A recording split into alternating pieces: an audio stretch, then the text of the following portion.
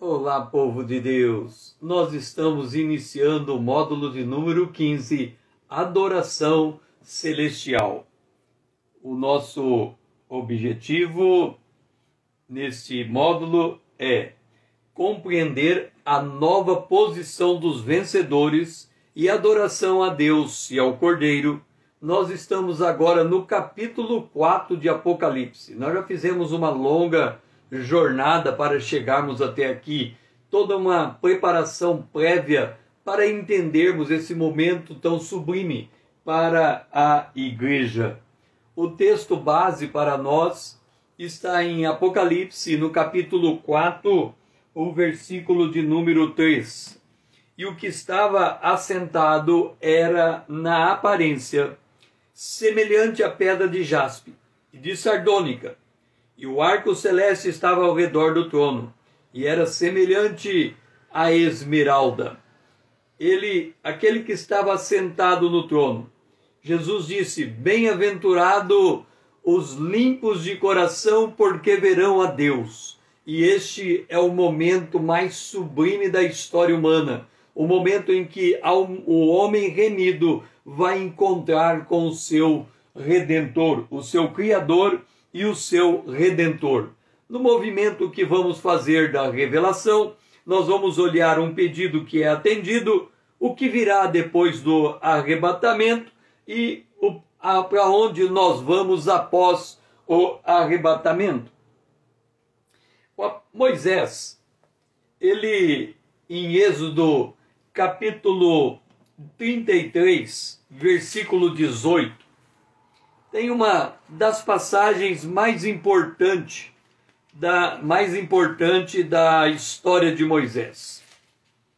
Ele, depois de passar toda uma tribulação por causa do bezerro de ouro que fizeram, de todas as más notícias, de Deus dizer que iria riscar o povo da face da terra, iria iniciar uma nova geração a partir de Moisés, e Moisés compreendeu que aquilo não era devido, porque Deus fez um pacto com Abraão, Isaque e Jacó. Jacó tinha 12 tribos, Moisés pertencia a uma das tribos. Se começasse a história de novo, seria como voltar a história lá para o lado de Abraão, e aí começar uma nova descendência.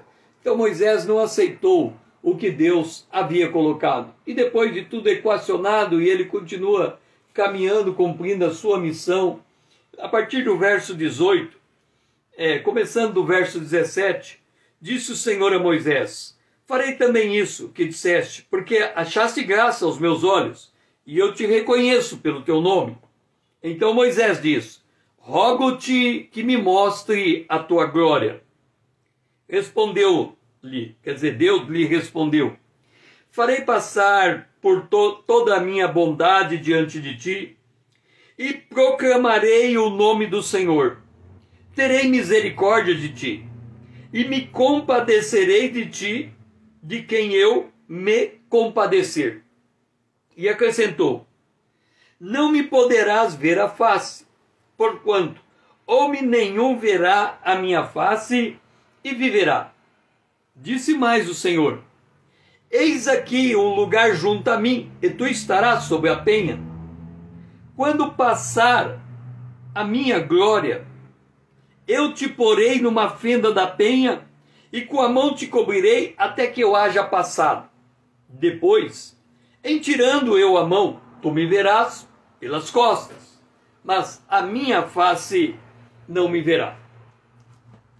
Vamos tentar entender um pouco esta cena que Deus está tendo, desse encontro de Deus com Moisés, porque ela explica muito o que vai acontecer quando nós chegarmos no trono da glória, diante do Deus vivo, diante do Deus e Pai de nosso Senhor Jesus Cristo. Vamos por parte. Moisés queria ver a glória de Deus, queria ver o próprio Deus.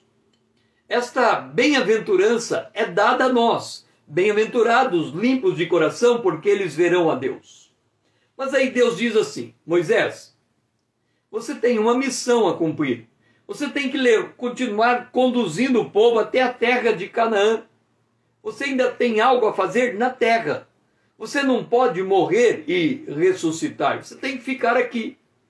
E se você vai ficar aqui, o teu corpo natural, o teu corpo humano, o teu corpo corruptível, não tem a capacidade de me conhecer. Você não pode ver a minha glória. Você está limitado na condição corpórea com que você vive. Aí Deus diz assim: Moisés, eu vou te mostrar para trás, não vou te mostrar para frente. Quer dizer, Deus diz assim a Moisés: fica numa penha, ele tem que ficar numa penha, vamos dizer que isso aqui seja uma penha, uma rocha, ele vai ficar nesta rocha e vai olhar através dela. Esse olhar através da penha era como se tivesse colocado para ele um aparelho de TV para ele olhar o que está passando na TV. Aí Deus diz assim: de frente você não pode me ver. Você vai me ver quando eu passar para você. Quer dizer, imagina, eu estou aqui de frente para você. Você não pode me ver de frente. Então, a hora que você passar por mim e você estiver aqui, eu vou fazer este movimento para enxergar as tuas costas, porque você passou para mim. Levando em conta que Moisés está parado, olhando para Deus, se ele olha para frente, ele olha para Deus, mas ele olha para o futuro. Se ele olha para trás, ele vê as costas de Deus e vê o passado. Agora, nós olhando aqui, temos a eternidade passada. Nós não sabemos que temporalidade existe nisso, nem podemos dizer que existe uma temporalidade. Quando eu digo a eternidade passada, eu estou dizendo de um tempo que só havia Deus, o Pai, o Filho e o Espírito Santo em comunhão eterna, eterna porque a gente não tem dimensão disto, porque nós somos vinculados ao tempo, Deus extrapola o tempo, então nós não temos condição de examinar, então na nossa lógica ele está para trás do nosso tempo, na eternidade passada. Ok. Mas, num dado momento, Deus cria o tempo. E a partir do momento que ele cria o tempo, ele insere o homem dentro do tempo. Portanto, nós só temos direito de ver aquilo que nos é concernente. O que é concernente? Se Moisés está mais ou menos nessa dimensão temporal, Moisés está aqui, e ele olha para cá, ele chega na criação. Se fosse possível Moisés considerar tudo o que passou, e ele pudesse viver o suficiente para examinar tudo o que passou, ele teria um limite temporal. O limite temporal é o marco zero da criação dos céus e da terra. Além daquele limite natural, ele não poderia chegar, ele não poderia conhecer.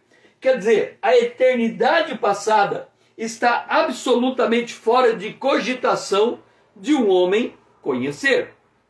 Agora, se ele olha para cá, para o futuro, ele tem Israel, a dispensação da igreja, os juízos de Deus, o novo céu e a nova terra, e entra a eternidade futura.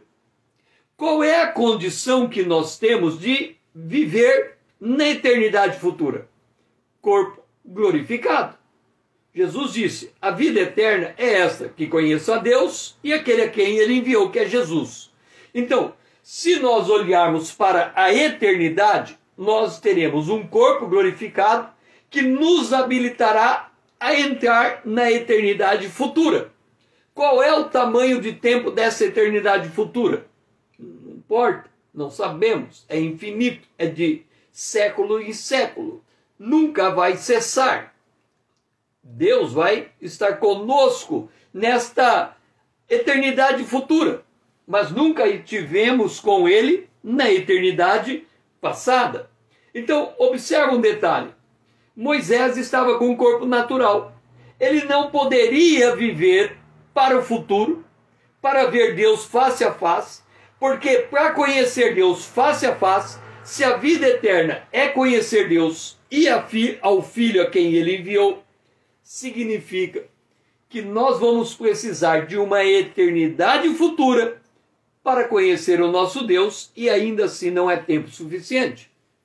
Por outro lado, se ele voltar para trás, o tempo é limitado, mesmo que temporalmente é grande.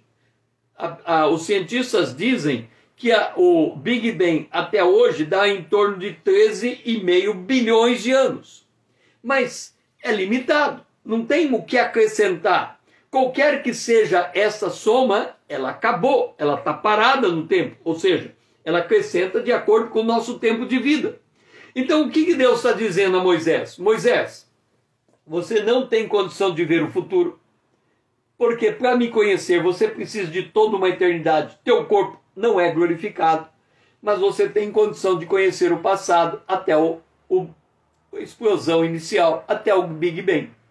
Então naquele momento, quando Deus fala, eu vou passar a minha glória, Deus está mostrando para Moisés tudo o que ele fez em condição de Moisés escrever Gênesis capítulo 1, capítulo 2.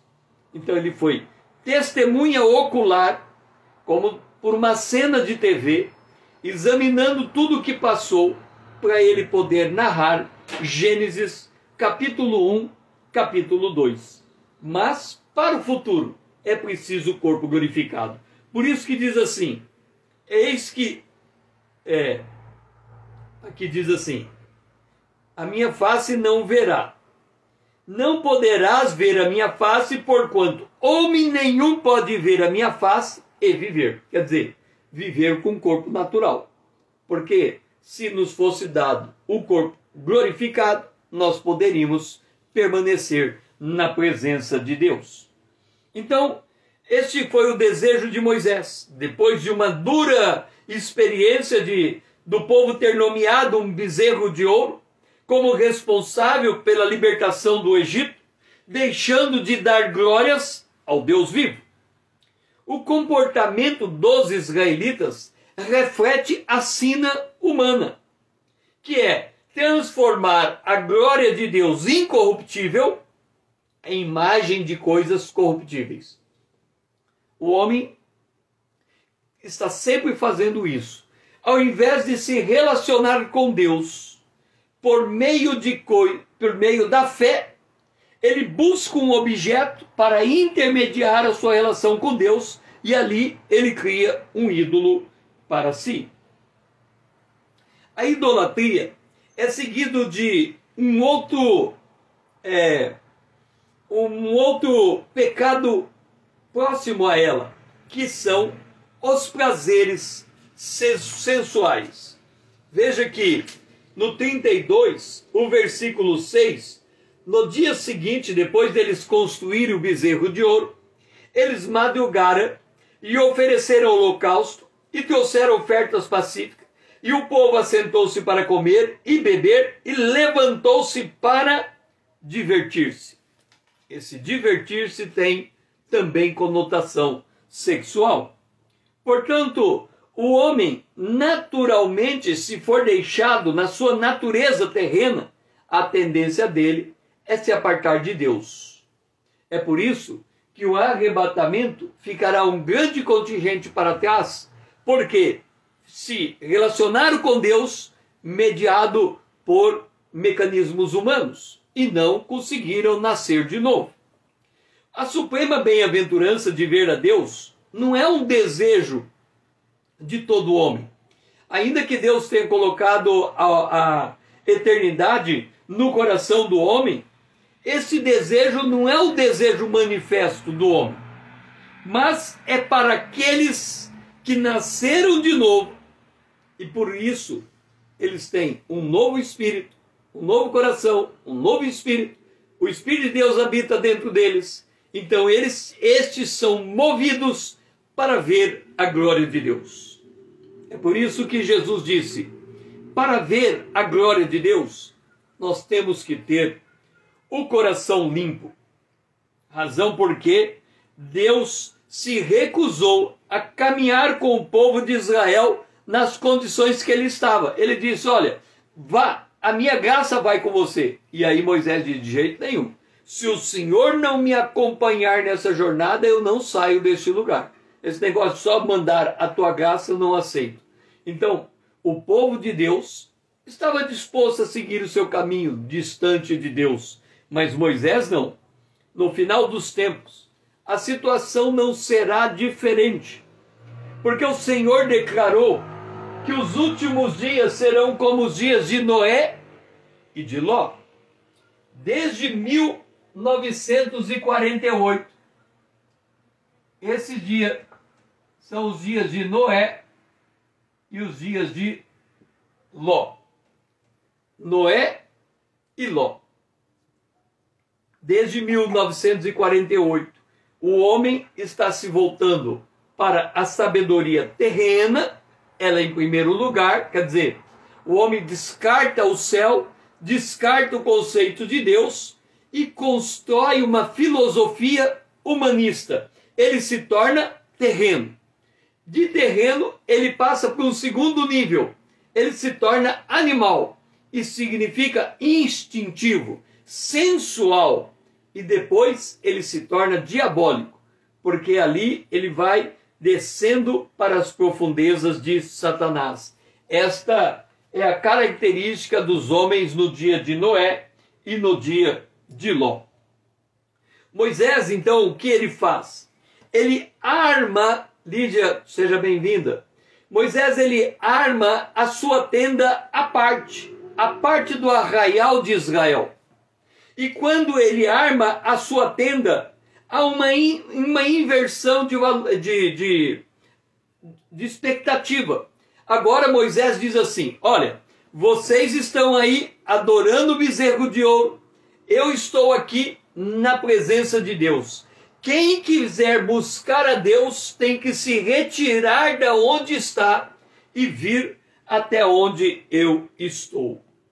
Isso significa que no final do tempo, no final dos tempos, nesse que nós estamos vivendo, a partir de 1948, os que verdadeiramente buscam a Deus acabam tendo que sair de onde estão para ir a quem esteja anunciando com propriedade a palavra de Deus. Por quê? Porque a palavra de Deus está se tornando rara, como rara foi nos dias de Samuel, que a palavra de Deus não era conhecida do povo, e as visões também não eram conhecidas do povo. E ali o povo foi se afastando de Deus. Então, os que buscam a Deus são dependentes de Deus, amigos de Deus, andam com Deus e, como Moisés, falam cara a cara com Deus. Então, a expectativa do arrebatamento, ela passa, em primeiro lugar, pela expectativa da noiva buscar o noivo. E aqui já há um relacionamento de amor. O rei Davi, por exemplo, ele disse, porquanto fez do Senhor o seu pastor, ele foi guiado pela vereda da justiça, ele expôs o seu coração diante de Deus para ser sondado, ele deixou-se corrigir por Deus. Em outras palavras, Davi, ele queria ser a imagem de Deus e deixou Deus trabalhar no seu coração. Também aqueles que têm essa expectativa de ver a glória de Deus, assim como Moisés, eu não sairei daqui sem ver a tua glória. Então há uma mudança no nosso ser, a partir do momento em que nós, de fato, temos que o arrebatamento da igreja é a nossa grande prioridade. Por quê? Porque este mundo, como nós conhecemos, está destinado para o fogo do juízo. O que haveríamos de dizer? ver Deus face a face, exige duas condições indispensáveis. A primeira é estar em Cristo, ter nascido de novo, ter entrado dentro do reino de Deus, ter sido justificado em Cristo Jesus. Essa é a condição sine qua non para alguém estar na presença de Deus. O segundo é ter o corpo revestido de incorruptibilidade. Essa é a função do arrebatamento da igreja. Nós estarmos equipados para vivermos a eternidade. Essa transformação do corpo ocorrerá no exato instante que a trombeta tocar. Então, o que é o corruptível há de se revestir de incorruptibilidade, e o que é mortal de imortalidade. 1 Coríntios capítulo 15, o versículo 54.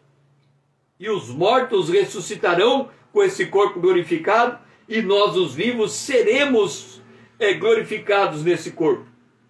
A pergunta que muitos cristãos fazem para si é: o que vai acontecer depois do arrebatamento?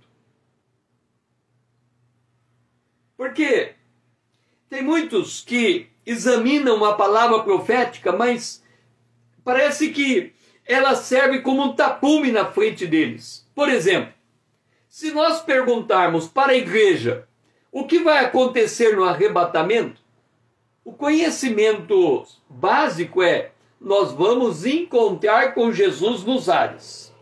Essa é a ideia. Nós vamos subir e encontrar com Jesus nas nuvens. Vamos que as nuvens que nós estamos falando seja literalmente as nuvens que passam no céu. Não deve ser, porque as nuvens que passam no céu estão dentro da estratosfera da Terra, ok? Por que não pode ser a nuvem? Porque quando a igreja subir, Satanás cai na terra. E quando ele cair na terra, o que é a terra? A terra é a parte onde nós estamos pisando, esse é o planeta a Terra, mas ela tem uma distância, uma altura, por exemplo, aonde as aves voam, aonde os aviões voam, até um ponto em que o avião não pode passar e o foguete tem que atravessar. Este ponto, a estratosfera, alguma coisa assim, separa o planeta Terra do espaço sideral. Então, se Satanás vai cair para dentro do planeta Terra, o nosso lugar de encontro tem que ser acima dele. Pode ser, por exemplo, na Lua, só para a gente entender o conceito. Pode ser em Marte, ou pode ser acima do Sol, ou pode ser muito mais acima. Então, estas nuvens de que faz referência o ponto de encontro, é um lugar que, no mínimo, tem que ser para cima da estratosfera do planeta Terra, porque Satanás vai cair aqui dentro, e ele vai ficar aqui. Então, nós não vamos ficar no mesmo lugar que ele está. É qualquer lugar para cima. Então, a pessoa, quando ela pensa no arrebatamento, ela olha para a nuvem e ela imagina estar acima da nuvem. A ideia da nuvem aqui, para você entender a ideia da nuvem, vamos ver, eu acho que é o Salmo de número 50. Vamos ver se eu estou certo. Salmo de número 50. Vejamos se eu vou estar certo no Salmo. Salmo de número 50. Vamos ver. O Salmo 50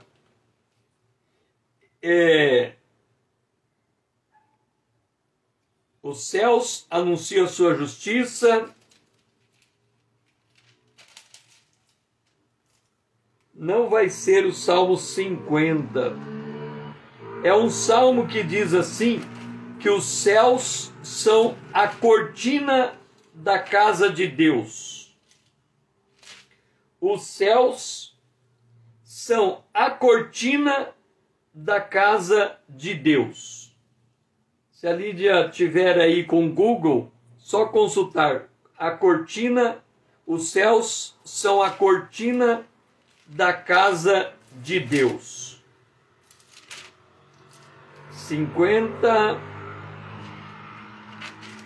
Bom, tem o Salmo que ele coloca: os céus são a cortina da casa de Deus. Então entenda, se o céu é a cortina e nós vamos ser arrebatados, pode ser que nós estejamos indo para o espaço além do céu, porque Deus habita no terceiro céu. Então, qualquer lugar alto e muito alto é o lugar, é o ponto de encontro. Mas aí vem a pergunta: depois que nós estivermos com Jesus, o que vem depois? O que vem depois? Após o toque da trombeta, a trombeta tocou. Após o toque da trombeta, 7 selos serão abertos, 7 trombetas serão tocadas, 7 taças serão derramadas. Depois que acontecer tudo isso, Satanás será preso. Depois Jesus vai reinar por 1000 anos na terra.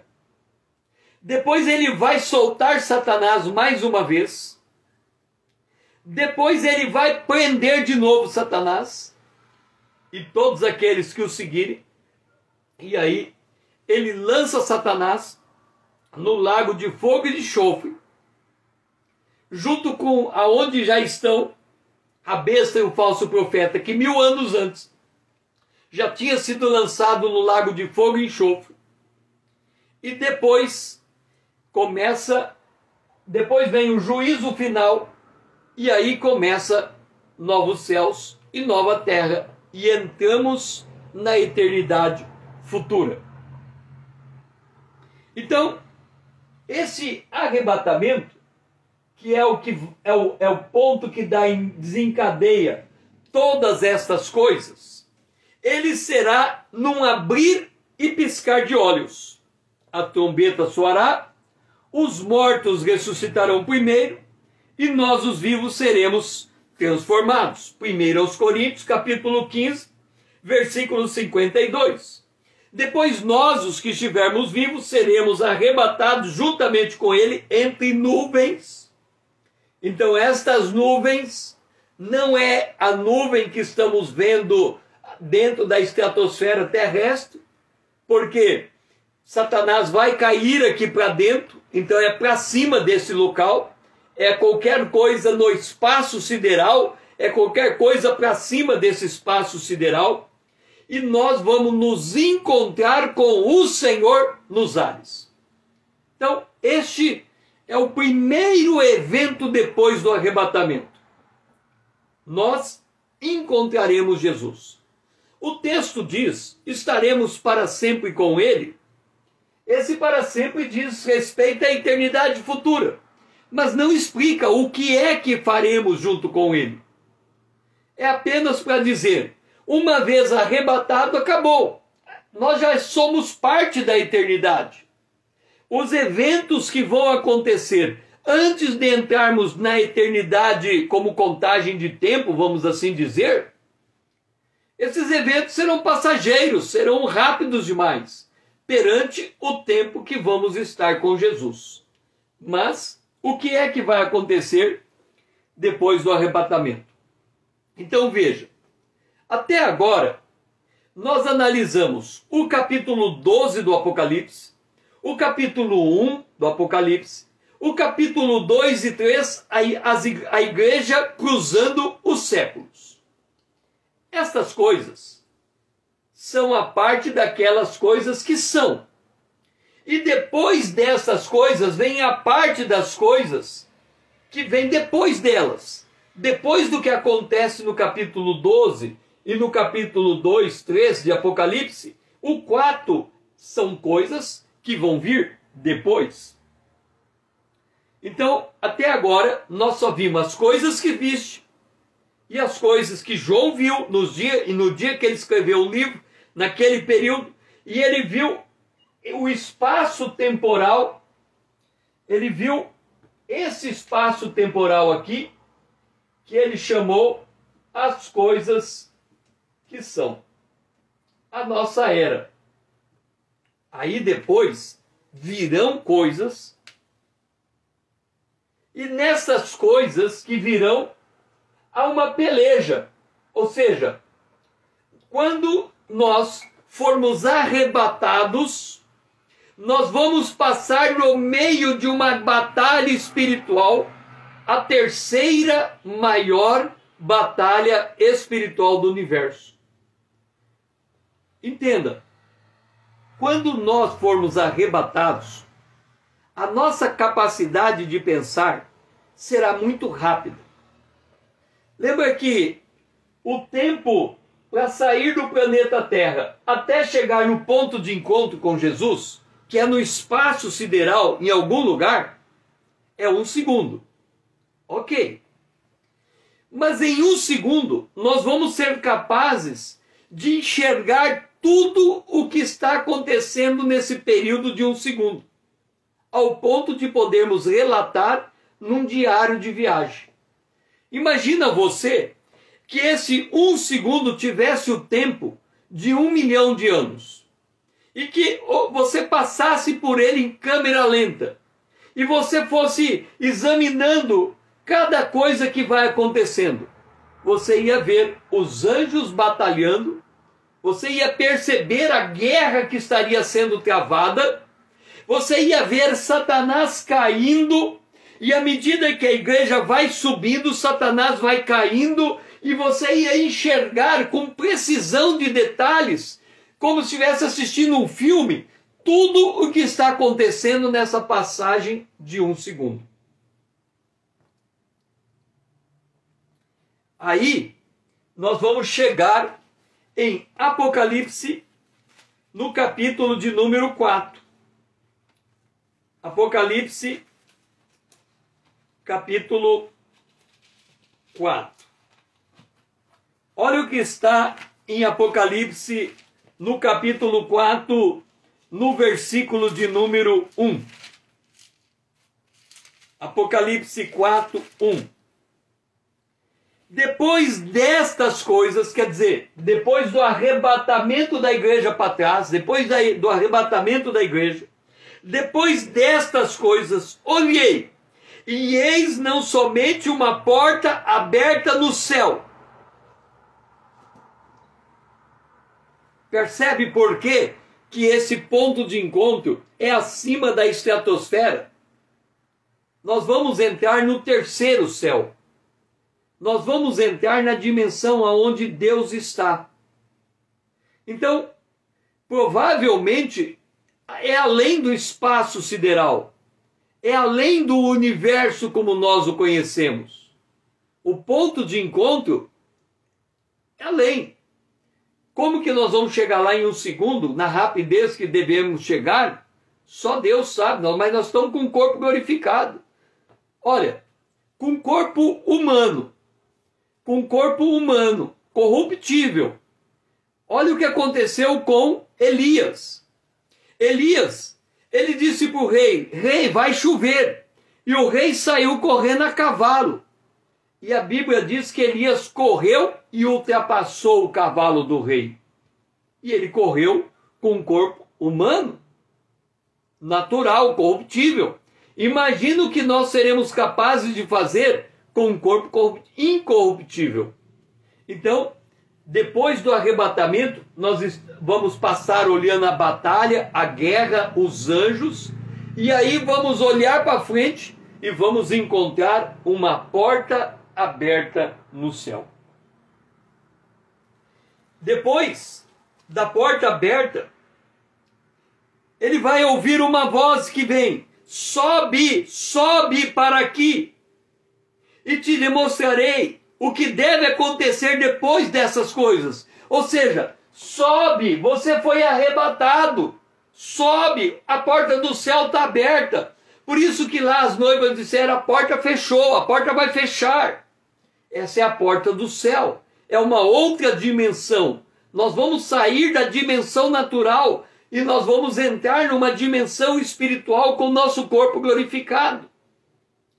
E aí o verso 2. imediatamente, olha o segundo aqui, imediatamente eu me achei em espírito. Ele foi em espírito, ele não podia levar o corpo glorificado, mas nós vamos em corpo glorificado. E aí ele diz, e eis armado no céu, quer dizer, um trono. Então, entenda que nós falamos que vamos ver a batalha, depois nós vamos nos encontrar com Jesus em algum ponto no espaço sideral, e aí nós vamos passar pelo tribunal de Cristo, nós vamos ser condecorados. Imagina, só tem, do ponto de vista do tempo na Terra, só existe 7 anos, ou um pouco a mais do que isso.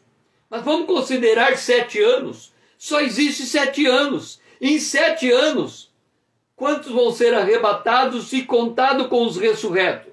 Sabemos, mas vamos lá, vamos chutar um número. Vamos pôr 1 bilhão de pessoas. Se for 1 bilhão de pessoas que está junto com Jesus, imagina o que é o tribunal de Cristo passando por 1 bilhão de pessoas no período de... Não pode ser 7 anos, porque a igreja vai voltar. Então vamos pegar no primeiro ano, vamos pegar no primeiro mês, para dificultar a coisa.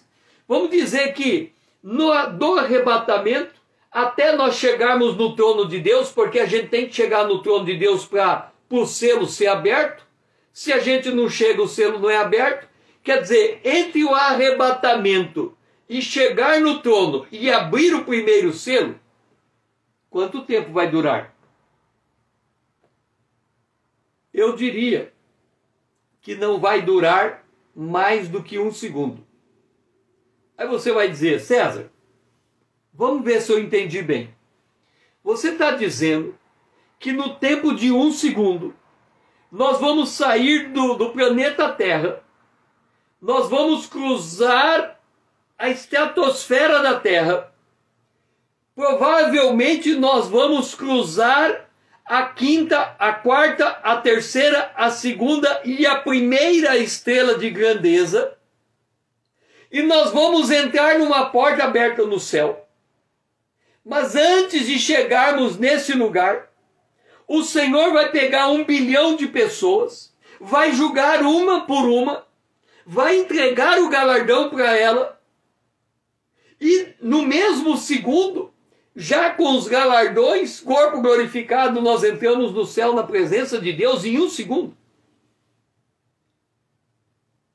Deixe-me dizer uma coisa para você. Eu não sei como explicar. Imagina primeiro 2 detalhes. Vou dar o primeiro. Imagina você tendo um ataque cardíaco. Ok? Você tem um ataque cardíaco e é imediatamente levado para o hospital. O médico chega para você e diz assim, você está tendo um ataque cardíaco. O médico diz assim, eu vou ter que abrir o teu coração. Você olha para o médico e diz, faz. Por que você diz faz? Porque você entende que se o médico está dizendo que vai abrir o teu peito para te fazer viver, ele deve saber o que faz. E aí ele te anestesia, ele abre, opera, fecha, te acorda e você vive a tua vida. E você nem pergunta para o médico como é que ele fez a operação. Você confia no médico. Da mesma maneira o arrebatamento.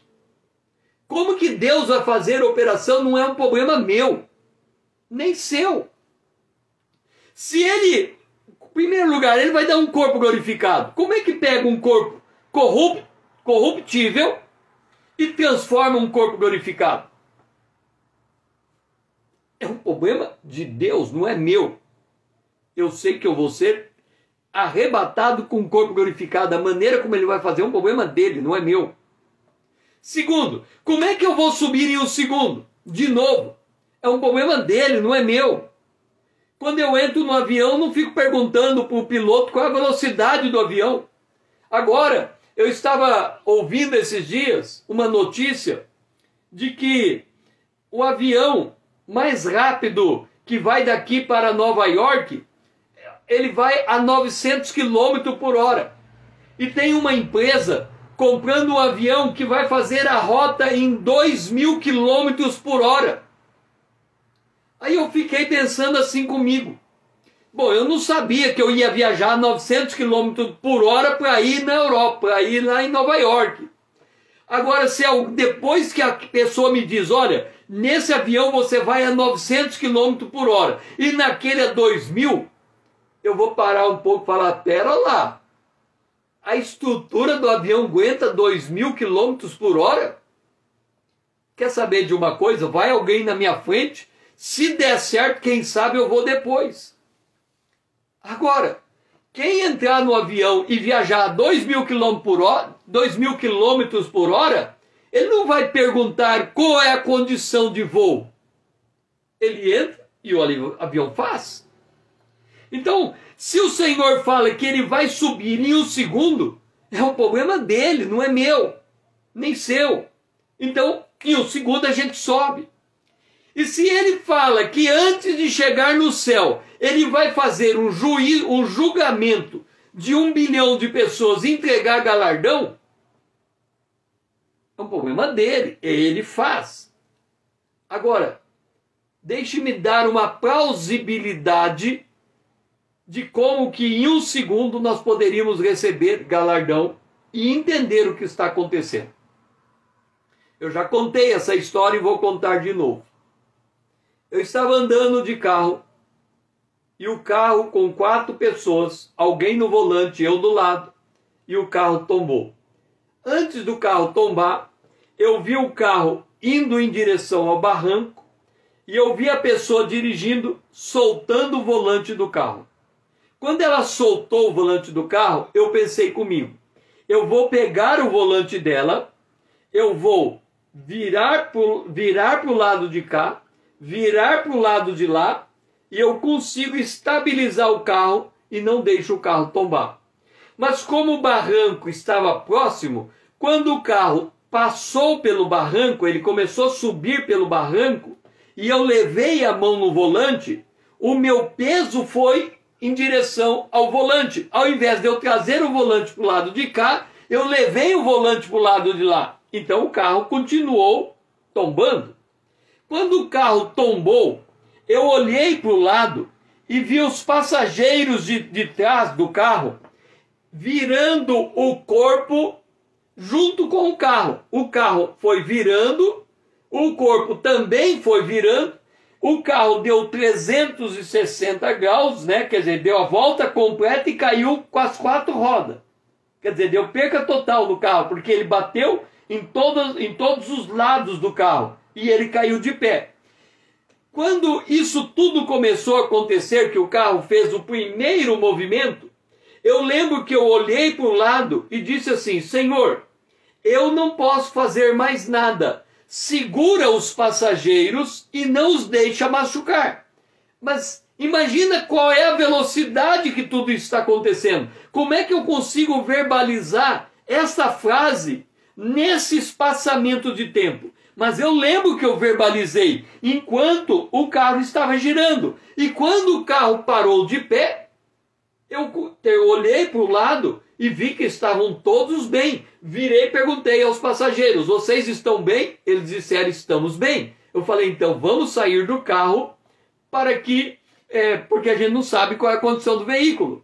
E saímos os 4 do carro e ficamos esperando. Era uma estrada, alguém passar para nos levar para a cidade. Então observa, em situação de perigo, a mente funciona em um nível de processamento muito superior ao processamento normal. Agora eu pergunto, qual é o processamento de um corpo glorificado? Qual é a velocidade do pensamento de um corpo glorificado? Se a velocidade aumentar 10.000 vezes, do tipo assim, Então, de repente, um juízo em um segundo é possível acontecer pela velocidade que as coisas estão acontecendo e as falas, tudo, porque aparentemente tudo vai estar acontecendo como se estivesse em câmera lenta. Tá aí, seja bem-vinda. Então, quando nós tivermos o corpo glorificado, nós temos que entender o seguinte: nós estamos com um corpo glorificado. Esse corpo é capaz de fazer um deslocamento espacial num tempo de 1 segundo. Esse deslocamento sai da Terra, passa a estratosfera, abre uma janela do céu e ele entra. Ele é capaz, nesse mesmo deslocamento, reconhecer a batalha que está acontecendo, reconhecer as pessoas que estão sendo arrebatadas, reconhecer a parada, porque nós vamos estar com Jesus, reconhecer o juízo que vai acontecer, o juízo do trono do Cordeiro, receber os galardões e ainda chegar no céu, no trono de Deus. Quanto tempo tudo isso vai levar?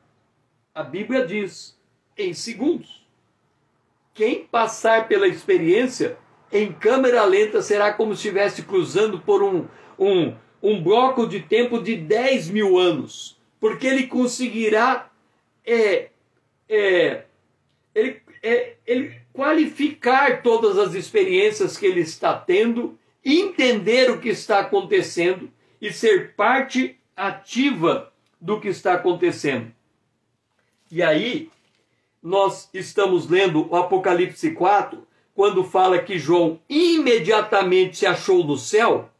Não sabemos como este foi nesse período, ele chegou lá imediatamente. Aí nós entendemos Apocalipse capítulo 12, o versículo 5. E o seu filho foi arrebatado para Deus até o trono de Deus. Significa que a viagem do arrebatamento é sair da terra, cruzar a estratosfera, cruzar o espaço sideral e abrir uma porta e entrar no céu. Nós podemos estar falando de uma outra dimensão. Se é uma outra dimensão, o espaço ainda pode ser menor. Mas qualquer que seja uma outra dimensão, existe um espaço a ser percorrido. Como? Se eu estou na terra e olho uma porta no céu, e eu saio da terra e me movimento para o céu, eu estou movimentando num dado espaço. Se eu estou com o meu corpo glorificado, esse espaço é um espaço espiritual. E esse espaço espiritual, ele não compartilha com o espaço natural. E aí a gente entende a posição de João no capítulo 4 de Apocalipse, porque é uma posição de quem vai ser arrebatado. Ele conta, imediatamente eu cheguei neste lugar. João fora chamado para ver o que se passaria no instante seguinte ao toque da trombeta. Faltam palavras para João descrever esse momento, para testemunhar o que vai acontecer conosco. Lembra? Jesus disse para Pedro, Pedro, se eu quiser que João fique até a hora que eu venha, o que importa você, segue-me você. O fato é que João teve essa experiência de olhar para Jesus no céu. Entenda o processo.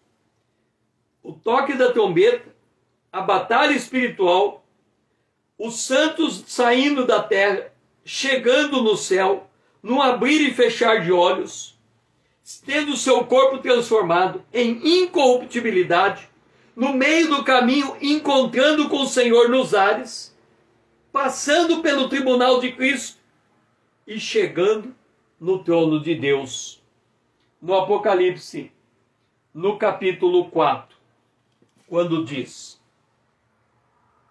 imediatamente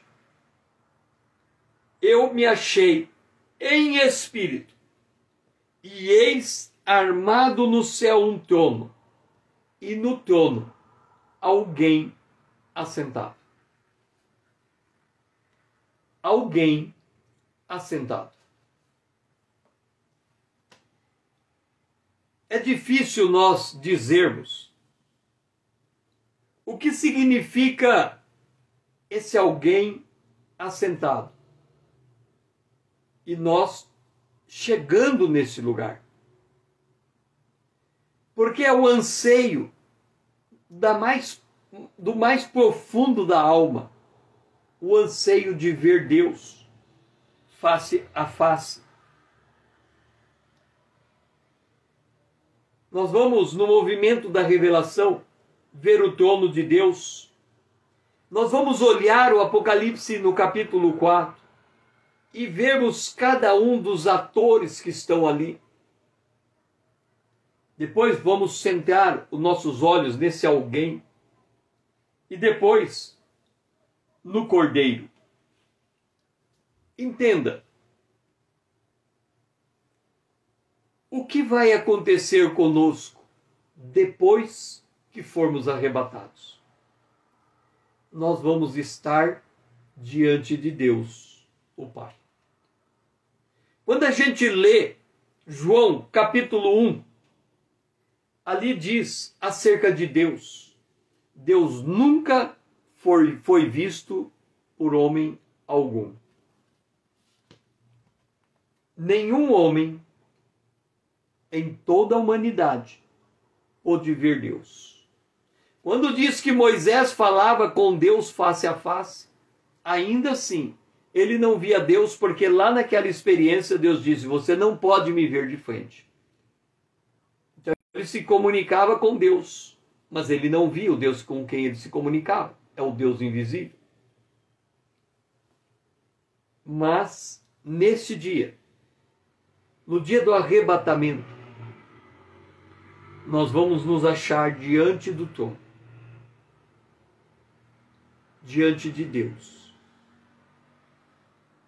O mais interessante, o mais curioso, é que no dia que nós chegarmos diante de Deus, para a maioria dos cristãos, a história termina.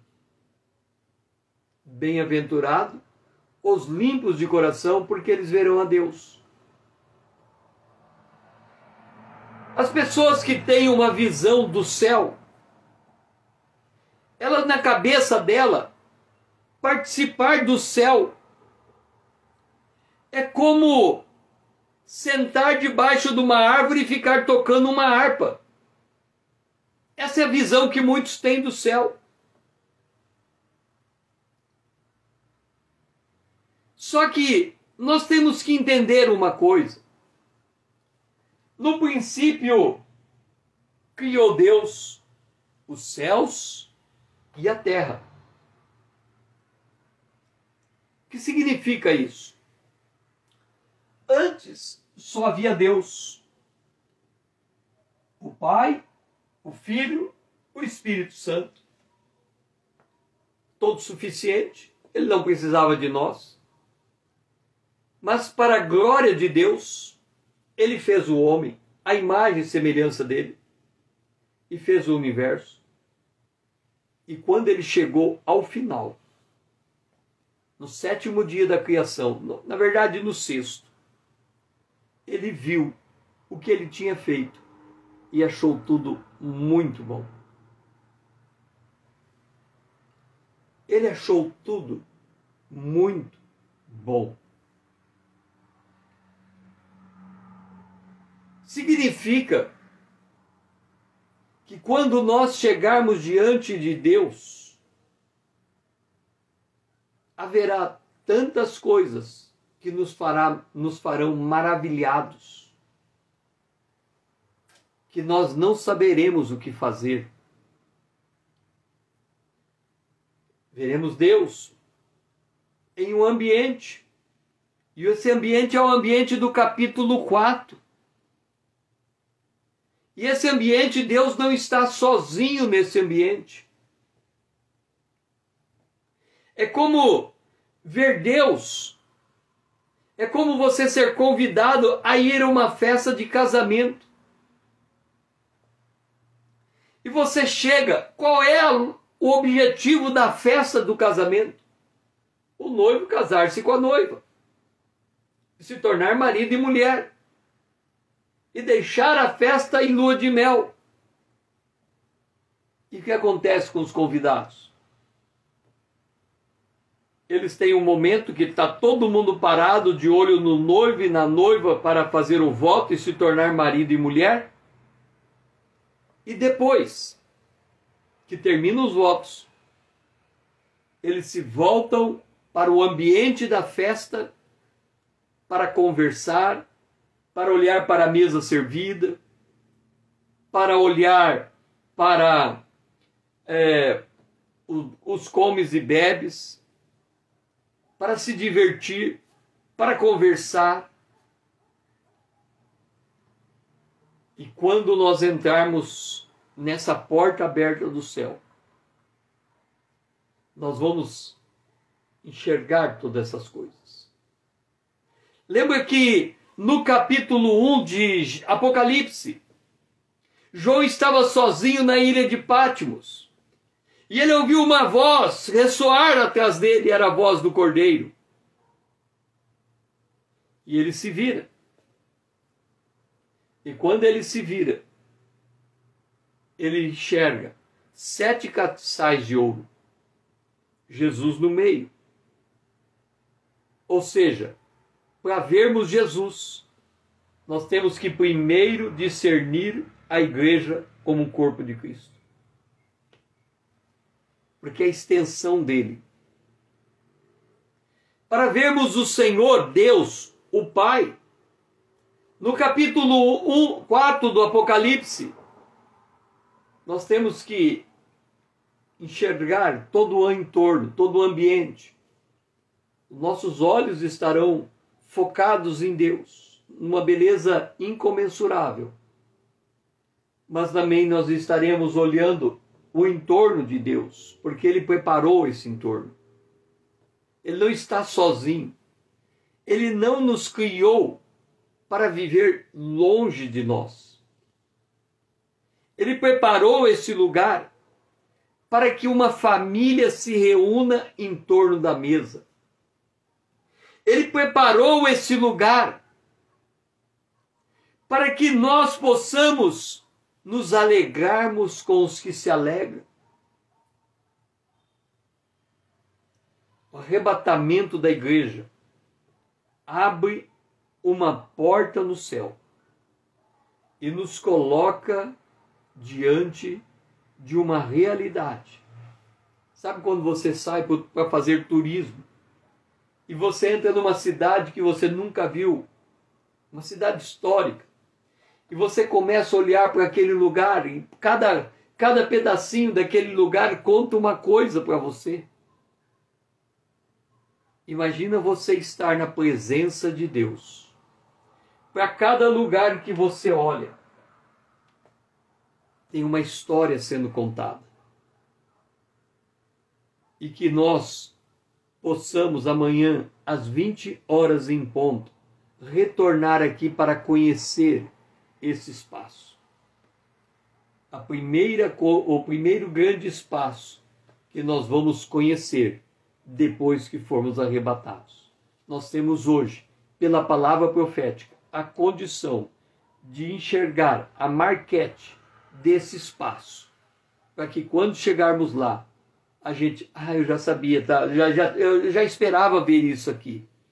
A gente já sai procurando as coisas.